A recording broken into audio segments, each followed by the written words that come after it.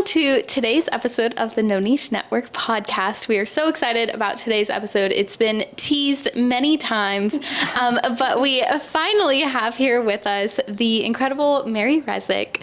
She is the No Bullshit executive coach, and so you're going to hear all kinds of that today. We have some personal questions for her on navigating business, being a leader, and everything else that we've been working through.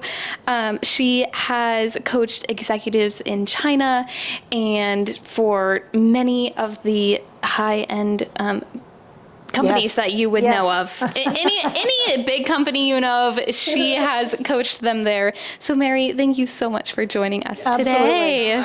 Thank you. We're so excited to hear from you and get a chance to ask some questions. Yeah. Bring them on. Yeah. I'm ready. Okay, we'll just dive right in. Yeah. My first pressing question is something that I'm, as I step into hiring people for my company, which is just a whole scary thing in itself.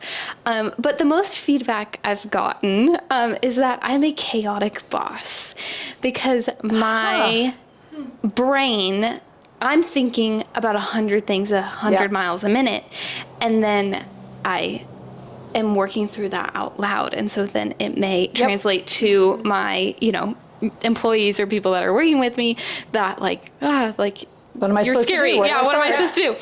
And then usually, I'll tell them later, but I appear like, okay, I'm doing this. How do I bring that in and be in a million places at once without seeming like putting that stress onto the other people around me? So what I find ironic about your question is that you actually help people make order out of their own chaos. Which is, it is totally ironic. Yes. It's kind of ironic. So first of all, one of the easiest tricks, and it's a technique, is to say, I'm just going to be talking out loud right now. And I'm just going to process. I don't want you to do anything. I'm going to start helping you make sense of things. Yes. So don't change you. Love that. Change the way that you are approaching situations, basically giving them a signpost. This is what I'm doing. This is what I need. I need you to listen for this. I'm talking out loud. What that will do is it'll help people track. Now, you're going to be in a million places at once because it's your business. And because it's your business, you also have a responsibility to recognize that you have an impact on others. So if you want people to follow and interpret and do what you're saying, you have to be really clear about what the boundaries and expectations are. So the more that you ramble, the more people are searching for the keywords so that they'll be successful and they're interpreting. So get to the point and be super clear. Yes, that was awesome. I love I'm definitely going to take I'm thinking out loud. Because that's what I'm doing and I can't not. It's an easier and quicker way for me to process than, or even the flip side of like, hold on, let me think about this for a minute. Because I think I have a hard time doing that. Well, you just did too. it. So you already have the soft muscle memory. Yeah. And when you hear yourself starting to ramble or spin, you'll feel that heat inside. Oh, and you're like, okay, let me take a beat. Yeah. Or like, that was a lot of information. Let me take a step back. The main point is. I love that. Yeah, perfect. That's so good. Do you want to take the next one? To kind of jump off on that. Now we're going to have a guest. Hello. You're so cute. When do you recommend, or how do you know when to hire and start expanding your company? For instance, my marketing company, we right now I feel like I can't catch up. I just can't. I'm it's been 3 weeks of spin. Yes, exactly. Look how big your eyes are. But but then in 2 weeks, I'm sure I'm gonna have barely any work because everything's gonna be scheduled out and things are gonna be much slower. So if I do hire someone, what do I do with the weeks that there's nothing for them? So is that my sign that I don't hire someone because I still have slow weeks? Or what do I do? What's your question? With that? I don't know what to do. Okay. All right. So I'm hearing you say that things are cyclical. Yeah. Right. And then there are some weeks that are really intense, and you are in the throes of, I'm waking up at 4 and I'm getting things done at 2 a.m. And then there's this lull that happens, and you're like, well, what do I have this other person do? I would zoom back out and look at your cycles. Okay. I would look at, is it a certain time of year? Is it with a certain company or business or a person that you're working with? Right. And then look at where you start to what I call churn, right? Okay. That spin. And then figure out what you enjoy doing and what you want to offload to somebody else. And what I Okay. mean by offload is that would be the stuff that does not give you pleasure or joy, sucks you dry, feels like you're Yep. being taxed, and that you want to vomit. Right. I love that. Right? Yes. And so if you can find somebody who can fulfill that with their skill set, where they get pleasure and joy and excitement and energy in the things that you don't, that's the person to hire. Okay. right. Oh, that's good. Thank you so much. Right, and Yeah, look, no, you that's hire perfect. you hire for potential, not for the empty seat. It is easy to fill an empty seat because you're hungry and tired, Yeah. and it's very, very expensive to not only onboard but to let them go, to realize too much later that they were the wrong fit because you hired too quickly. Yeah. Really expensive. really good. Take your time. Really good. Is a good. Thank you. So this is something that we've talked about. But want to bring it to Okay, the bring it podcast. Our question that we had asked when we first met you was, what is the difference of confidence and cockiness? How can you talk about your business and what you do without seeming like me? Well, your business, okay. That's a complicated question because, in a sense, your business and what you do is you are the brand, you are the ambassador. So if you don't talk about it, people are, again, going to have to read between the lines. And so it's your ability to say what you do and do what you say and make it congruent. So cocky is, I mean, it's such a 1980s word, if I can say that. I'm totally aging myself right now. But cocky is walking into a room and knowing that you have nothing to learn, knowing that you're the smartest person in the room, that you take up the space, you take out the air in the room, but also that you don't lead with curiosity. Like, I got it, don't worry, right? And there's a little bit of dismissiveness. Confidence is you don't have all of the answers. Confidence is like, hey, tell me more. What does that mean to you? Being interested, allowing people to feel seen and heard. Confidence is not having all the answers and actually saying, I don't know. You can still stand tall, take up space, show the energy, and create space for other people. Confidence is you actually saying what you do and how you do it, but with a sense of pride and a sense of, like, there's a lot to still learn. Yeah. I love that. And I think last time we said too, cockiness is like more, I'm better than you. Whereas confidence, you don't believe that. And I think sometimes when talking Well, sometimes you are better than them. I mean, sometimes you are, and I don't see a problem in saying this is what I know and this is how I know it, leading with facts. I have no problem with that. But if you're shutting people down in doing that and interrupting them consistently and not being open to alternative solutions, that's cocky. That's the difference. Yeah. And maybe too, you're in the wrong room. Yeah, get out. Get out. Maybe that's what it is. Like if you feel like you're being cocky because you maybe you are better than the people you're surrounding yourself by. Well, can I reframe that? Yes, please. Cocky is, again, this word. It is as if, hold on, give me a second. Cocky not only means, in a sense, it means you're better than somebody else, but you have no interest in anybody else either. Yeah. So it is a sense of insecurity. It is often a sense of scaredness. And if I am found out, there's this imposter syndrome. If I am found out, my goodness, so I'm going to bolster myself to demonstrate that I am pretty awesome and I rock at the expense of others. Yeah. That's good. Come on, Alice. So I guess this is somewhat similar, but I think it seems like it's similar, but it's also a bit of a random question, but something that we've been noticing in a lot of our podcasts and just I think life in general of people around us is that there's a lot of people who are really successful and there's people that aren't, in whatever terms that may be for you. But I think a lot of people have this narrative for themselves that they can't be successful because X, Y, and Z external factor. Because I can't have a successful business because there's tariffs. I can't, and maybe it's not just business, but I can't break up with my boyfriend because I can't afford it. So any of these things, but I think, most of the time, and this is what seems to be what you teach to executives, is all the internal factors, not external factors. So how can you shift your focus from blaming the world for your problems to like actually making that shift internally and looking internally of like, no, I have the power to change this? Yes. Another complex question. I know. Right. So we saved them for you. Yeah, there you go. I want to narrow in on the construct of self-awareness. All right, so everything that, whether you're a manager or a leader or just a human, it starts with your knowingness and what you know about yourself. And then what is it that you want to explore? There are things that each of us needs to refine, polish, start, stop, do, keep. And it's not only being curious to understand your impact on other people, but what is the impact on you?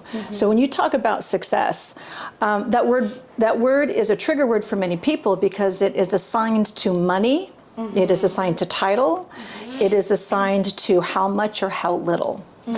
And I look at success differently in that we go through phases in our life where success has different measurements. So one success could be graduating high school. Another success could be a tick mark of graduating college. Another success is getting your business license. It could be a number that you've achieved, 1 million. I don't know what it means for everybody, but for me, when I think about my success, first of all, I get up every morning. That's a win. But how do I explain this? The internal noise that the internal dialogue that a person has around, am I good enough? Am I smart enough? Am I capable enough? That's noise. So I suggest that people actually put a line in the sand and say, these are the things that I know that I want to achieve, or this is my goal or my objective or my problem to solve. And then those are incremental steps to get there. Last but not least, all of that internal noise, I don't care if it's somebody who is 13 years old all the way up to a 70-year-old executive. Every day they wake up and say, am I going to be good enough? What's going to happen today? And how do I get through it? And so whether you're in leadership or managership or any of that ship, not shit, but ship, you have to wake up and make a choice. Yeah. That was very long-winded. No, it's great. Our questions are long-winded. Okay, there you go. Well, that kind of takes us to imposter syndrome, which we did an episode on this recently, but would love to hear your thoughts too on like just what is some strategies to handling imposter syndrome, especially as a leader. All right, so first of all, imposter syndrome is a feeling. It is not a fact. It is a feeling. So I want you to think about when you've walked into a room and you're like, I feel small, silly, stupid, or somebody else has made you feel that way. That is a feeling that you are feeling internally. And the thing to think about is, why am I feeling that? Is it because you don't have the same credibility? You don't have the same experience? Whatever that list is, that is making you feel small, silly, and stupid. So as an example, for me, when I was starting out early in my career, I have a academia trigger, meaning that I felt like I was an imposter when I walked into this thing called an Asia Summit, and there was this Harvard business professor talking about some sort of strategy. Now, mind you, I'm dyslexic, I don't do really well in math, and I'm a doer, I'm not a strategist. So I'm in this room and I'm thinking, why am I here? So I felt weird, and I felt like I was an imposter. I didn't belong, and I'm with all these leaders with a tech company when I was working at that company. And the professor came to me and he said, you have 13 years of on-the-ground experience. I want to know how you put this theory into practice. It was one of those moments that I'll never forget, because actually, again, this professor didn't have the on-the-ground field experience that I had, and all of a sudden I'm like, ooh, took up my space. So there's something that you bring, it can be small or large, that you can hold on to and say, this is the reason why I belong. And it could be as simple as, I'm wearing pink today. It could also be as simple as, I have read these 3 books and I have some information. I'm going to ask a really big, bold question, and I feel nervous about it, but I'm going to have that big question because that gets my voice in the room. So it's a feeling. Yeah. I like that. I think that's another theme that comes up is like every person you have that special sauce. You have something The that zhuzh. do you, Yes. something to say, something unique. Want to take the next one? Yeah. I'm gonna go to the top of the list on. Oh, goodness. What was your what was your first job that you ever had? Oh goodness! Like where do I start? So my first job was actually doing my chores. Right. I was doing my chores in the house, and my brother and I rotated cleaning the kitchen, the dishes, or folding the laundry. And I hated folding laundry. I like doing the kitchen. You won't know that when you look in my kitchen, but we'll leave it at that. And then in high school, I lived in Walnut Creek, and there's this elderly retirement place called Rossmore. And I rode my pedal bike down to Rossmore in high school, and I cleaned old ladies, old people's homes, and it was great. Yeah, it was gross, but it was great because That's what I did today. But I got to hear their stories, and I got to hear their pearls of wisdom, and I loved it. And then in conjunction with that, also I went to Alice. I was a server at this place called Perco's Coffee Cup, and it was a diner. And I have a firm belief that everybody needs to become a server at some time in their life because it teaches you humility, teaches you how to stay nice, and how to like multitask when somebody asks you for milk and they really want a Coca-Cola and didn't say that. I still have dreams about that. Being able to stay nice, that's a skill. Yep, I it love is. that you said that because that's something that I was taught at when I was working at Totally. Philippi's, like that was hard. Yes. Yeah, a lot harder than Especially when people are jerks and they speak down to you and they're saying, you know, my steak is raw and I wanted it well, and you're like, really?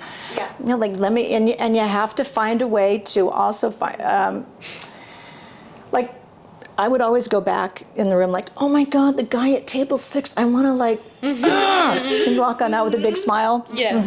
Yes. Yeah. That is truly a skill. Yeah, I still do that in my everyday business. Oh, yeah, me I mean, too. you know, I get up and I'm like, oh my God. Right. Oh yeah, I'll be dealing with a client, call Carly, be like, Yeah. oh my God, they just and then you go back to the client, hi. It's all about But choice. But now- it's not fake. That's not fake. It's not fake. It is truly, you know, it's removing your emotions from the situation to approach them. Yeah, that is very true. Was there someone that you cleaned for at at the was it old folks home? Yeah, well, it's an area called Okay, an Rossmore. area that really is there a story that really stuck out to you that has stuck with you till now? Mrs. Flannery. Okay. Mrs. Flannery had her hair done every Thursday, sort of beehive hair. She always had her nails done and her toes done. I was always take her on these errands with her, and we would clean out her closet. And we would do spring and winter. And her clothes were exquisite. I mean, and she used to go to the balls, and she used to have, you know, her husband, they raced horses, so she was also from the South. And she would regale me with these stories and show me photos, and she'd want to give me these trinkets. I'm like, no, that needs to go to your daughter. And then she'd invite me to some of her family gatherings. And first of all, Southern hospitality, there's something to say about that. Oh yeah. But she was just she had this life. And then she ended up having a stroke and lost her ability to speak. But what I would do is she went into a care home, and I would go in and I would do her nails for her. And I would do her nails, and I would read her books. And it was hard for me because I was in high school. I wanted to have a conversation with her like we're doing right now, and all she could do was say no. So that was difficult. Yeah. But Mrs. Flannery, So that's where you got your fabulousness from. probably, yes. Mary donned us with her color and jewelry today, so we were on brand and beautiful. Exactly. As beautiful as her, we had to keep up, which was awesome. Perfect. That's so good. Another one? Yeah, let's see what's on our list here. What are some common leadership mistakes young professionals make, and how can I avoid them? Whew, okay. Well, I see the word mistakes as opportunities. Okay, so punitive rather than like there's a way forward. First of all, get to the flippin' point. Okay. Right? I mean, like literally. So Yes. I want you to remember that sometimes when you're processing out loud, that people are trying to track and scan for a word that is relevant for them. Right. So the longer that you talk, particularly when you are in a meeting, you're going to lose them within 10 seconds. So be able to get to the point. Take up space. And what I mean by that is like literally take up space at the table, put your stuff out there, make sure that you're seen and visible. Don't sit in the back, get a seat at the table. And I mean that physically and figuratively. Another opportunity is to ask one big, bold question. Even if you don't really know if that's the right question, which is a trap that young professionals get into, is it the right question, is it the wrong question? Ask a big, bold question and have it written out in advance. Okay? Feel free to say, I have a different opinion. I have another way of looking at that, and use somebody's name. It is important to have a counterpoint of view when it's appropriate. And here we go. Don't apologize for it. Don't say, I'm really sorry, but I think I have a different point of view. Say, I have a different point of view. Use the word I. The more that you do a preamble or I'm sorry or gosh, it would be really great if, cut that crap. I like that. Yeah. Yeah, I love it.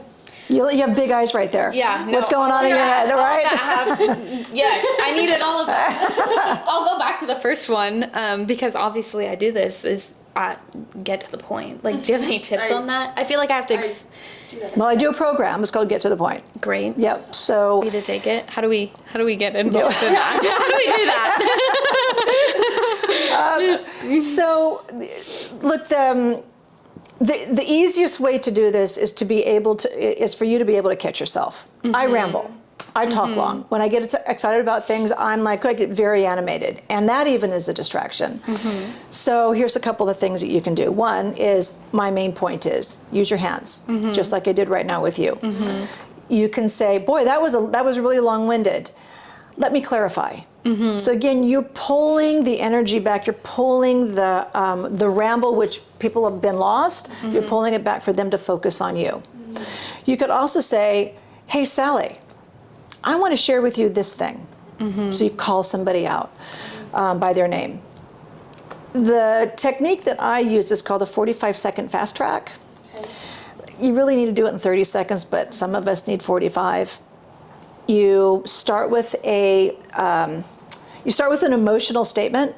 I'm worried, I'm challenged, I'm excited, this is a fantastic idea. Then you have a sentence around what it is that you are there for. 3 follow-up statements, 1 sentence each, and then your ask at the end. Really simple, and that's how you could do your get to the point. Yeah. I feel like as you're thinking or talking, I'm thinking, like I feel like in email, I can do that really well. It's very to the point, but when I'm talking, even right now, I'm being more conscious of like, how do I say this in less words? Right. But even doing that right there gives me a signal that you're thinking about that. So I'm already tuned into you. So it's these signals that count rather than like this whole download of information. It was perfect, just right there. Keep going. I think part of it too is talking slower. Yeah. And I think it is part of that not taking up space because I notice like I want to talk fast so that I can be done quicker. Quicker. See, I'm doing it right now. I'm like trying to physically slow down. Yes. But to be done quicker so that the person can respond and move on. I think too that's just I'm a natural like move a mile a minute and just slowing down. So don't change you. Yeah. And so don't change you and your energy. Maybe there's this moment of a pause, a check-in, because part of you being you and having that energy and that and creating that enthusiasm, which I see you doing naturally, if you are going to slow that down, particularly, within your business, it's me like, well, does she really trust herself? Is she believable? Yeah, that's so true. putting in a pause. Now, I will say that depending on who your audience is or the person you're speaking with, if they tend to be more serious or you're doing a pitch, you're probably going to want to do a different tone. Yeah, definitely. Which Yeah. I probably do naturally. Yeah, you just did it right Yeah, there. thinking about it, like the way I talk at a proposal meeting or a consultation is completely different than when I'm on the job talking to, Yes. someone that we're working with. Yeah, so that's called situational awareness. Yeah, it's true. Yeah. Well, thank you. Let's have a name for her. Yes. Yeah. Yes. How did you learn to read people? Like you've said it twice now. Like, oh, our eyes are big. Like you can sense that there's more. I feel like, right? Yeah. How did you learn how to do that and apply it to your It's my voodoo juice. So I've always been perpetually curious since I was a very, very little kid. I remember I was caught in Mr. McLean's class in 4th grade, passing notes and the notes were about, did you notice that so-and-so was doing this? Do you think that she or he? And so I've always been mystified around what people do and how they do it and then the outcome or the impact. So when I did my Clifton Strengths, which is an assessment, and there's 34 strengths, which are behaviors. One of my behavioral strengths is called individualization, which is the ability to look and read and see the unique differences and aspects of people. So I do that. It's one of my innate abilities and talents. Yeah, it sounds more natural. Yeah. It's Sounds what I've always done. Okay, may I have an odd follow-up question? I'm ready. Can because I feel like my brother does this Go on. too. Because can you imitate people really well?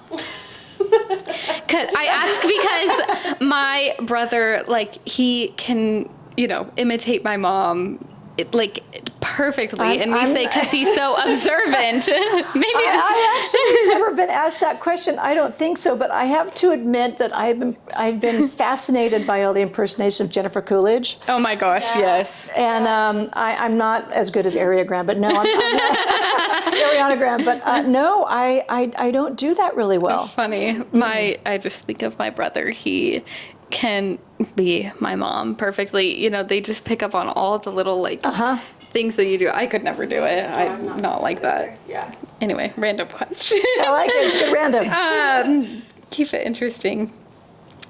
Let's see. What else do we want to know? Okay, you talk a lot about executive presence. Tell us about it. What is it? How can we... Oh, God, it's a mysterious 2 words. We talked a little bit about it earlier around imposter syndrome, all right? And remember, it's that feeling, rather, and it's a sense of fear and not being good enough. I want to strike the word executive, and I just want to focus on the word presence, like we are right now. We are present, we're tuned in, I'm on your frequency, you're on mine, and all 3 of us are interested. That's a version of presence. And it's easy when you're really, really busy, right? And you say you're going a mile a minute, or you have, within your business, you have 3 weeks of just pure hell, and then all of a sudden you have this lull. So in those moments when somebody comes across your desk or an email or a phone call or you're walking down the street, are you able to stop and tune into them? I mean, it's quite easy. Yeah. But when your head is spinning and when you have a lot of noise and you have 67 things to do and this person says, hey, I need 5 minutes. Can you take that 5 minutes with them? It is about how you make people feel. That's leadership. It's not about how sophisticated your spreadsheet is, because nobody cares, or how they feel about a spreadsheet. It's how you make sense and how they feel when you're making sense of a spreadsheet. So, excuse me, executive presence is more in a corporate capacity, and it is it's a barrier if you don't have it, if you don't have presence and the ability to be more strategic and with volume and complexity, with all of that noise and all that information, all those decisions that you're making, and not be present and tuned in. that is a ceiling and is prohibitive to getting promoted, as is getting to the point Yes. in a corporate capacity. Yeah. Well, how can we apply it to maybe not corporate capacity? You're already doing it right now. So the simplest way is to show up. It is to, and I'm saying not just physically, but mentally and emotionally. Tuning in, being interested, using somebody's name, asking, how can I help you? Versus, here's an example. There's a guy that I work with. I love him. His name is Robert. We've known each other for years. And Robert loves to visit, picks up the phone and calls all the time. And we always spend a good hour together on the phone. But there are times when he calls me and I'm in my car and I probably have maybe 10 minutes. And so this is what I do with him. I'm like, oh my God, Robert, it's great to hear your voice. I'm in my car right now. I have 7 minutes. How can I help you? So what did I do? I let him know where I am. I used his name so he feels seen, even though he was in New Jersey, and I let him know my boundary. And what can I do for you? So we talk. Yeah. I'm like, okay, so look, I'm parking right now. Did you get what you needed? He said, yeah. And I go, do you want to continue our conversations? No, it's great, Mary. Great to hear from you. Bye. So in that example of 7 minutes, when it would normally take an hour, when he and I work together, I'm able to get what I need done, what he needs done. We still connected, and we have a relationship. Yeah, that's awesome. Good. I feel like the main thing today so far that I'm noticing is like, tell people your actions. Yeah. Just so that they understand where you're at. People can't mind read. They can't. Which I'm learning. They cannot read your mind. It's a mystery, isn't it? Yeah. Isn't that crazy? Well, and the other thing that I would encourage both of you to know is not every day has to be super sunshiny and bright stars and unicorns. Oh yeah. No. And it is perfectly reasonable to let people know that. Perfectly reasonable. A couple of weeks ago, I was having a bad couple of days, and I still had to do my coaching calls, and I had a pitch. And on the pitch, I'm like, I wanted to be super sunshiny with balloons, and we started off. I said, I just need to let you know that something's going on in the background for me. So my phone might ring, but they're like, are you all right? I'm like, I am okay, but there's something going on in my family. But I'm fully focused on our conversation. So, in the spirit of being candid and transparent and authentic, it's important, at least in my practice, to let people know how you're doing. And even if you're feeling really wallowy and gross and whatever, people will still show up at your door and give you chicken noodle soup. Yeah. Can you share the line of being candid and open without oversharing? TMI? Yeah. Give me an example. Well, maybe this isn't even a problem, but instead of saying, something's going on, you tell them, well, whatever that, you tell them what the family issue is. And maybe I'm answering my question as I say it. Like, so are you... Okay, so let me give you an example. Okay, I'll do one. Alice has joined us. So it could be as, look, I have to take my cat to the vet, versus last night I was woken up at 3 o'clock in the morning and my cat puked. And then my cat puked and I stepped in it and didn't know what was going wrong. So I called the vet, and then I went to the emergency vet, and then it was just really awful and my heart was pounding. Yeah. Nobody cares about you stepping in the cat puke. Nobody cares. Now, I'm going to do the opposite with an example that recently just happened. I was speaking with a potential client, and he asked me, he says, do you have any family? And I paused, and I said, I have 7 chickens. And I said, I have a blind dog, and I have 2 cats, and some squirrel that sometimes comes in the house. He goes, you have 7 chickens? I said, I do. And I'm thinking, where is this going? Oh my God, did I overshare? I really want this work. It ends up that he also has chickens. He started with 5, ends up has 100. He has his own ranch. And he's been to the Ohio Poultry Show, which I've always wanted to go to.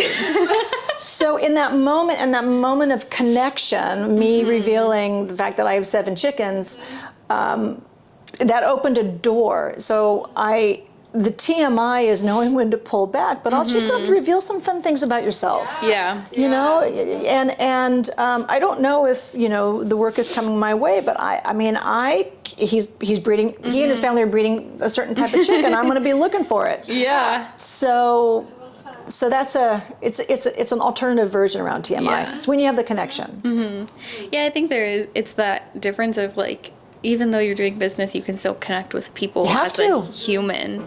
I think for me, it's really hard with that line because, I'm so in people's personal lives and Yes, you are. spaces that like I truly have become, you know, therapist to them. Even a client, you know, there's been a lot of people are in situations that I'm helping them because of that situation. Yes. You know, someone has died, Yes. someone Oh has my goodness. cancer, Wow. which is mostly, you know, really something that I'm dealing with, which is a lot.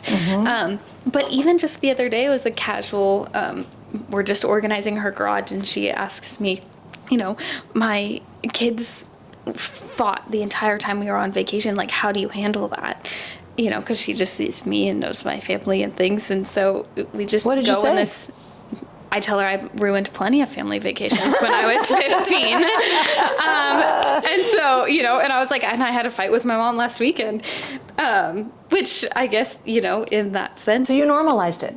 Yeah, I was like, You normalized it. That's although really I'm not important.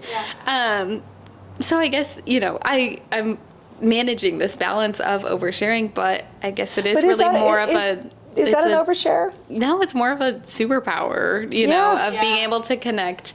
Because I think it's just different too, because in, you know, business corporate world, there is so much like, you know, you don't Supposed talk tos? about that. Yeah, so many supposed tos. Okay, so I'm going to just say bullshit. Yes, I love it. Look, there are social norms, there's company culture, there are sort of ways that you're supposed to do, but every company has their own culture.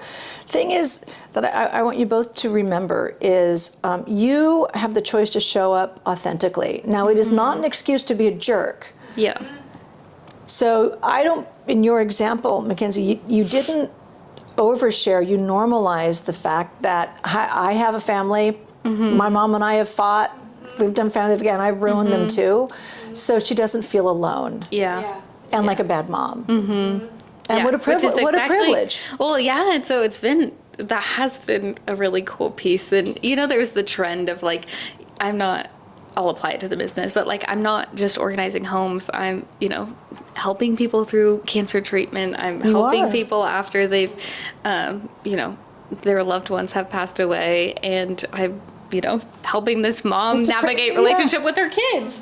But here's something to think about. It is a privilege and an honor. Then people really trust is. you enough, not just all the personal things, but their, you know, the unpacking and the discovering of the insides, and whether they know you or not. Yeah. Something to think about is that you're trusted. Otherwise, they wouldn't choose you. Yeah, that's very true. Cool. It's so cool. I love my job. Do you have another question, or I'll go to the next? Yeah, you can go to the next Let's one, see. yes. I don't know. Okay, I guess this is, we've talked about it a little bit, but maybe more direct. How can I lead people without seeming bossy? Okay. Well, I'd love some context. What does bossy mean? I think that speaking more from a young perspective, you have a team, and maybe as I explain this, the question may change, but you have a team, they're your peers, you have to guide them. How do you remain that, you know, leader relationship without, you know, it's almost that, you know, I'm better than you, I'm in charge, I'm the boss. Like there's an attitude difference. So how do you kind of navigate that?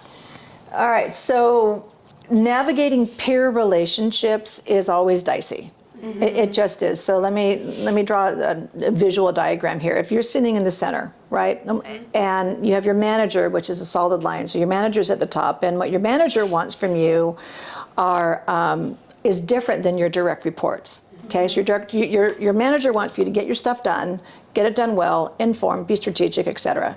Your direct reports want direction, guidance, problem solving, delegation. These are very simplified. Your peers, which sort of on the lateral, they're looking through this lens. Are you trustworthy? If you're a jerk, are you still really good at your job?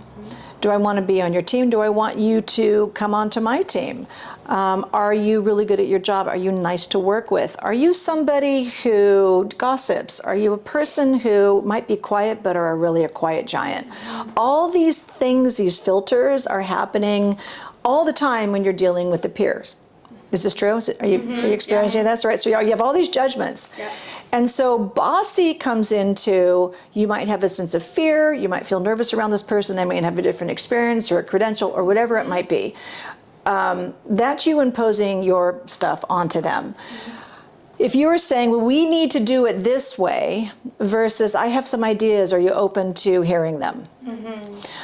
I want it done this way is bossy. Another, if there's an overuse of I versus, hey, I have a unique perspective, would you be willing? Bringing in the we. Bossy, it's such a, again, it's a 1980s word, so I'm just gonna go with it. Well, as you're saying this, it's like the same as confidence to cocky to me. It sounds like it's a very similar line. Well, here's a differentiator. Being bossy says I'm in charge. Yeah. And you may or may not be in charge or not. So if you're with the peer group, they have, who designated you king or queen for the day? Have you been anointed, or have you said, hey, I'd love to take the leadership role here. I'd like to take the mantle. Does anybody else have, any reservations about that? I see this as a great idea. I'd like to run with that. What do you think? Versus, I got this. Yeah. Yeah, right. Versus, you guys are working for me versus we're a team. Well, and I'm not necessarily sure if it's a team. It's how do we do this together? Yeah. I can do this piece. Do you want to do that piece? Okay. Well, then, okay. How are we going to parse this work out? Yeah, that makes sense. Okay. Do you have any, or I have two finals? Go big. Make it count. We can insert another one too. Okay. Or we can keep going. We can go forever. My last one. Actually, okay. I have an add-on. Okay. Because we jumped right into questions, but didn't talk much about your journey. Go for it. Yeah. How did you get from Pointing working for the old people to becoming an executive coach, and why? So I'm an accidental business owner. Okay. Same. And what that means is that I never, ever thought that I would be running my own business. One being still located in Shanghai, China, and then one being here in Napa. I loved corporate life. I loved the structure. I loved the resources. I even loved my managers. I loved the camaraderie. It was so much fun. And those were the days when I was, this is back in 1999 through 2004, I was placed in Asia. How I got to be running my own business, if I go backwards, remember how I told you about working for old ladies? Because I'm consistently curious about people and things and why they do weirdo things. Yeah. That's the truth. I almost didn't graduate university because I can't do math. I do have a little bit of a learning disability, and I am dyslexic. So Dr. Reva Shapiro said to me, oh, honey, you're not supposed to be doing business administration. You're supposed to be, working, on communication. If it was an S, it would be journalism. So she took me under her wing, and I went into training and development in my major. And from there, I've been always in management and leadership development. So this idea of coach, I don't like the word coach. It's become very common and overused. It's just been my entire career, and I combine that with organizational development. So that's how I got there. And then when I started my business in China in 2004, it just kept growing because I needed, in China, you need a place to invoice and revenue, and it's a government process. So I kept saying yes to things, even though I was no longer working at Microsoft, and I started invoicing, and then I had a WOFE, which is called a wholly foreign owned entity. And here we still are in, 2025. So awesome. Yeah. Yeah, and I still am a little bewildered how I did it and still do it. That's so cool because it's like that. It never goes away, which I hope it doesn't. I love this just fascination that this is what I get to do. And it is painful at times. Oh yeah. And I'm sure that both of you know this, is you're always on the hunt. You're on the hustle to figure out how are you going to be relevant, how is what you offer as far as a service, you being the brand, how is that appetizing to anybody? Yeah. Because the world's changing. Totally. Yeah, my services change every week. Yes, totally. I mean, just all of a sudden I'm doing estate sales and I'm like, okay, I guess I'm estate I want to come to one of those too. Yes. It's been this weird shift because it is like, okay, is this what I wanted to do? And then realizing like, wow, this is really, there's a niche. The estate sale itself, honestly, I think the sale part is my least favorite. Like negotiating with people, like I'm not a numbers person. If I say $5, please just love the $5 and don't be offended or I don't, that part is still growing on me. But the like helping people through such a challenging time, being able to do it quickly, easily, like it's kind of no big deal for me to take it on has been cool. So yes. Yay. Hopefully there's many more coming. But it's been awesome. Did you think of a big, bold question? I'm ready. Yeah, well, I have been recently just fascinated with listening to people. And I feel like that's odd to say because, yes, you should be listening. But I've just been, and I will say this every single episode, I'm fascinated that there are so many themes within success or just life that keeps coming up. Is there a conversation that has helped your business or shaped who you are today from a conversation in coaching someone? I'm going to answer that differently. Okay, great. I'm going to answer the question differently. So it took me a little while to realize that in order for me to be able to do my job well, like you, it's a privilege. It is an absolute privilege to help an individual uncover and discover their stuff. And in order for me to be able to do that and to do that well, I had to decide to do it my way. So there's all these books, there's, I can get certification upon certification, and yes, they're very important, but I need to take my experience that I know so far and some of the books that I read and listening to other people, learning from other people, and I still to this day am constantly refining my method of how I work and coach and facilitate with people. But still to my core is I'm still me. I'm still no bullshit. We have a finite amount of time. I'm very direct. I am unafraid of the silverback gorilla in the room. You can beat the table as loud as you want. I'm not going away, and I'll be like, and this is what that looks like. So what I'm saying in a roundabout way is, I'm always trying to learn, and there are days when I'm really good at learning, and there are days when I'm like, whoo, forgot that technique, and yet I have to do it my way, and it's with flair, it's with directness, it's when you meet me or you see me on this video or whatever, this is me, and I think you both can attest to that. Oh, definitely. Yeah, because that's what's important. Yeah. Did that answer your question? Yeah, thank you. Okay, cool.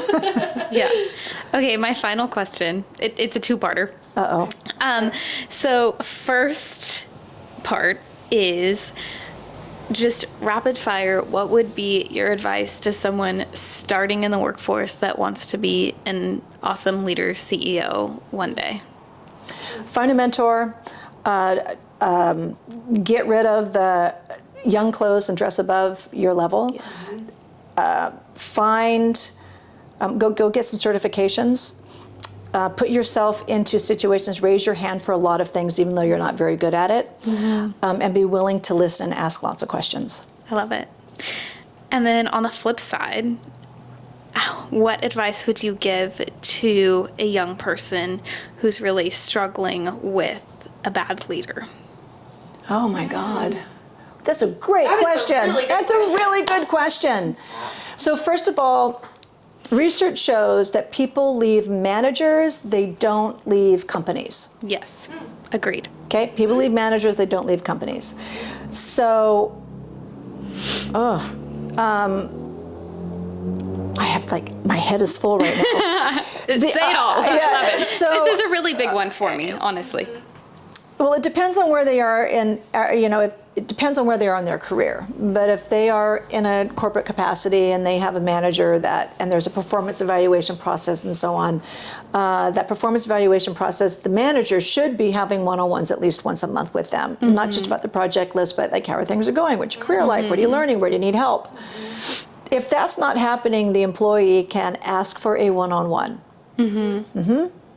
And come prepared with an agenda, come prepared with even a one-pager, and walk through some things. If the manager keeps changing the agenda or the manager keeps rescheduling, there's documentation around that. And that is one thing. The second is and I don't mean to escalate this too high, but sometimes human resources, if there is an HR person, get them involved and ask them for some coaching. It also could be have a skip level meeting. So here you are, here's your manager, have a skip level, not to rat on your manager, but to say, hey, what's it like? I'd love to get some advice around, what the organization is doing. So skip level. Your manager or that manager is going to want to know that you're doing that. So that creates a conversation. And at the end of the day, you need to do your job really well. This is what's most important. Work your connections, do workarounds, build your network internally and externally. Even when you're not in a meeting, you want people to say your name, talk about the work that you're doing, what your team is doing. And what that does is it creates your voice, your person, your work, and your team's work to be visible even without you there, even without your manager there. That's very good. Yeah. So then maybe when an additional question. I keep saying the last, but it's never going to end. When is the right time to leave a job versus stay and endure whatever you're going through? What's endure? I don't have there's no pure answer to that. Some people get bored. Some people don't like their manager. Some people are like, I need to make more money. Or some are like, you know what, I need to relocate. There's so many different variables. I left Microsoft because I don't do really well in a centralized structure. I need a lot of autonomy, I need a lot of freedom. And when I was working with Microsoft, it was awesome. Because though I was working in corporate capacity and I had my boundaries, I was, point and go, and it was amazing. My role was becoming centralized. I don't thrive in a centralized, hence running my own business. So I get what I need, which is freedom, independence, and security, plus creativity. So when those are not being met in your job, those intangibles, those motivating points, I'm out. Now, people oftentimes are attracted to the money and to the title. What they forget about is the company culture. And if you're not looking at the company culture, you're choosing the wrong job. Yep. There's an author named Dan Pink. He wrote this book called Drive, and he has 3 things around motivation. The first is, if somebody's going to be motivated and you take salary off the table, people take a pay cut if these 3 things are in play. First is autonomy, freedom to do things, freedom to put your own magic on it. Mastery. the ability to practice that thing, to do it really well. It used to be 10,000 hours, and that's been debunked right now. And purpose. What gets you up in the morning? Why am I doing all of this? It's that fire. Autonomy, mastery, and purpose. If those three elements are met in the job and with the company culture, people take a pay cut. I mean, I'm saying not a guarantee, but because those other elements are important. Yeah, more valuable than money. Right. Yep. I took a pay cut, and it was worth it because those three things were important. Me too. Well, with that, we are so grateful to be able to sit with you today. And I think, me personally took so many good nuggets from our good. conversation. This is one of those I'll watch again and again, I'm sure. So thank you so much. Thank you. It was real fun. Real fun. Thank you. Thank you.